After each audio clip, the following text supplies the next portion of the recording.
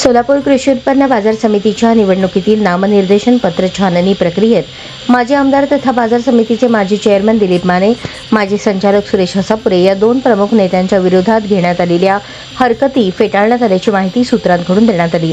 त्याचे आदेश बुधवारी प्रसिद्ध होतील। तसेच मिलिंद मुळे यांनी बाजार समितीच्या निवडणुकीतील ग्रामपंचायत आर्थिक दुर्बल घटक हा मतदारसंघ रद्द करण्याची केलेली लेखी मागणी यावर सुनावणी झाली असून त्यावर निकाल बुधवारी सकाळी 11 नंतर देण्यात येणार असल्याचे समजले। आर्थिक दुर्बल घटकातील मिलिंद मुळे यांचा अर्ज ते शेतकरी नसल्याने अपात्र ठरवण्यात आल्याचे समजते।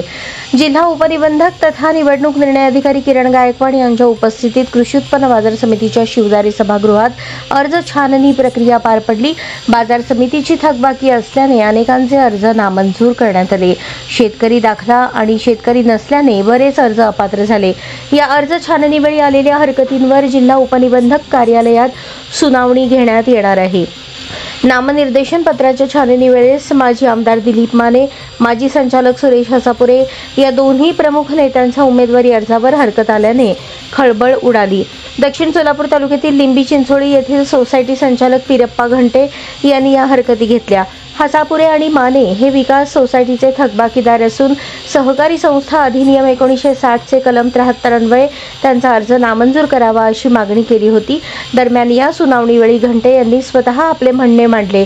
सहकारी संस्था अधिनियम 1960 कलम 73 अन्वये ते अर्ज बाद करावेत अशी मागणी केली, पण अधिक माहिती घेतली असता समजले की हा कायदा हा सहकार अधिनियमाचा आहे आणि ही निवडणूक पणन विभागाची आहे। दोन्ही कायद्यांमध्ये तफावत असून सहकार कायदा पणन विभागाला लागू होत नसल्याने घंटे यांच्या हरकती फेटाळण्यात आल्याचे सांगण्यात आले। सुरेश हसापुरे यांनी हरकत घेतल्यानंतर काही वेळात सोसायटीची थकबाकी 25 मार्च 2025 रोजी भरल्याची पावती प्रसिद्ध केली आहे। त्यामुळे या हरकतीला महत्त्व नसल्याचे दिसून येते। मुळे यांनी आर्थिक दुर्बल घटक हा मतदारसंघ रद्द करण्याची मागणी केल्याच्या हरकतीवर सुनावणी झाली। स्वतः मुळे यांनी निवडणूक अधिकाऱ्यांसमोर म्हणणे मांडले। आर्थिक दुर्बल घटकाचे 10% आरक्षण हे केवळ शिक्षण आणि नोकरीसाठी देण्यात आले आहे, त्याचा निवडणुकीशी काहीही संबंध नाही। या मतदारसंघामुळे इतर प्रवर्गावर अन्याय होत आहे।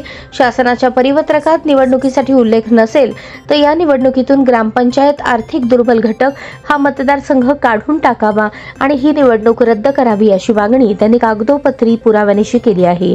यावर निकाल राखून ठेवण्यात आला असून तो बुधवारी देण्यात येणार असल्याचे सूत्रांकडून सांगण्यात आले।